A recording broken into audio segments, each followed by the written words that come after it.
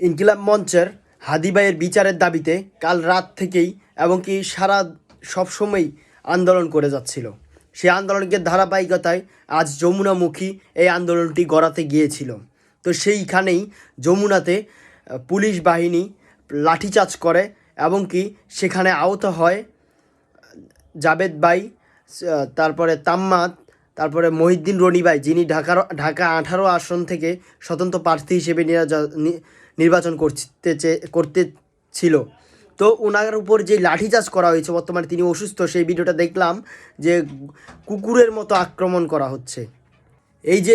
এই যে বর্বরত ব্যবহারটা, পুলিশের বর্বর ব্যবহারটা আমরা জুলাই আন্দোলনেও দেখেছি।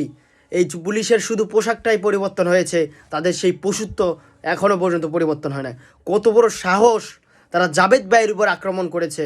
জাবেদ ভাই হচ্ছে শরীফ ওসমান হাদির একমাত্র যোগ্য উত্তরসূরি। তারা তাম্মাতের উপর হামলা করেছে, যে তাম্মাত কিনা একজন এজিএস। তারপরে জুমুর উপর আক্রমণ করেছে, যে কিনা ডাকসুর একজন প্রতিনিধি। তারপর মহিউদ্দিন রনি ভাইয়ের উপরও আক্রমণ করেছে, যিনি কিনা ঢাকা 18 আসন থেকে নির্বাচন করছে। কুত্তার মতন ব্যবহার, তাদের এই নৃশংস ব্যবহারের প্রতিবাদ জানাচ্ছি।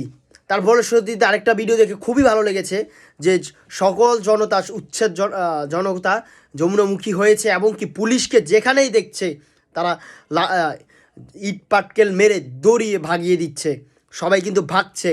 এটাই হতে হবে। যেই পুলিশ কাপুরুষ জুলাই আন্দোলনের পরে লুকিয়েছিল, কাজে আসে নাই, সেই কাপুরুষগুলি এখন নতুন করে আবার ফ্যাসিস্ট হয়ে উঠতে চাচ্ছে। কত বড় সাহস যে জাবেদ ভাইয়ের উপর হাত তুললো, মহিউদ্দিন রনির উপর হাত তুললো, এজিএসের উপর হাত তুললো, জুমুয়াপুর উপর হাত তুললো। এটা কি আমরা চেয়েছিলাম জুলাই আন্দোলনের পরে? ইন্টারিমের জবাব চাই। ইন্টারিমের এত বড় সাহস কে দিয়েছে? যে ইন্টারিমই বসেছে জুলাই আন্দোলন সফল হওয়ার কারণে, সেই ইন্টারিম কিভাবে জুলাই যোদ্ধাদের উপর আক্রমণ করতে পারে? আর এটার সঠিক নোটিশ কেন আগে দেওয়া হয়নি যে যমুনা ঘেরাও করা যাবে না?